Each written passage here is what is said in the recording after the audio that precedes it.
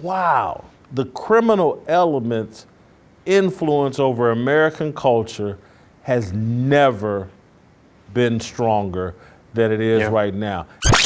One is that all change isn't progress. And two is that oftentimes the average progressive is really a subversive, because actual progress means to build, right? So just think of how you would construct a house. You have a foundation and you put up walls and you have floors and you do, sort of infrastructure, and then you build on top of what you've already built. But the change that these people are pushing for is actually subversive. It means to erode and destroy. So the people who run around saying that they're progressive, but fight against the nuclear family, fight against, the notion of traditional marriage, or even the fact of gender being a real thing. And, they would say that the term gender binary is a pejorative or an insult. These are people who can't build anything.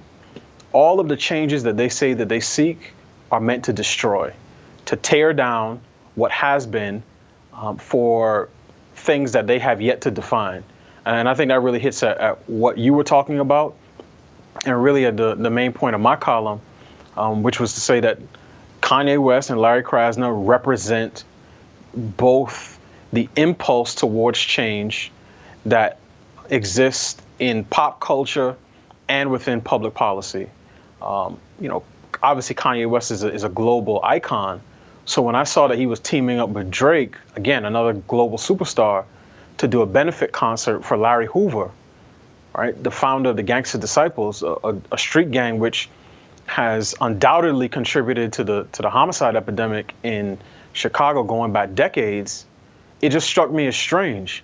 Delano, we're living in a time, and I think this cuts across both political parties, because this criminal justice thing has become a very popular notion, and our criminal justice system is broken, it's broken, it's broken. We must overhaul it, and both parties got caught up in it, and President Trump beat his chest. I got some criminal justice reform passed, and look at the Democrats couldn't do it. And so when I look at Kanye with Larry Hoover and being from Indianapolis, I'm more aware than maybe other people, because Indianapolis is just 2.5 hours from Chicago. Gangster Disciples are all throughout Indianapolis. I got some family members connected to them. And so when I hear, let's get Larry Hoover out of jail, I then go to one of the last things that President Trump did was pardon Michael Harry O. Harris, the drug kingpin who founded Death Row Records. And that was one of Trump's last acts, was pardoning Michael Harry O. Harris, who spent like 30 years in prison.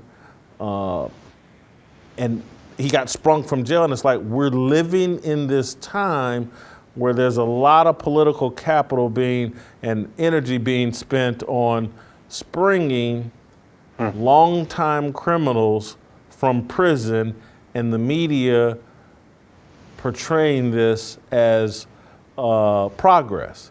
And it just, I'm telling you, when I look at what's going on in America, from the smash and grabs to bail reform, it's like, wow, the criminal element's influence over American culture has never been stronger than it is right now. And some people, I may sound naive, because some people may go, hey man, in the 1920s, the 1930s, the mafia, the Italian mafia did this or that, and Joseph Kennedy, he was connected to the mob and he got his son elected to the White House.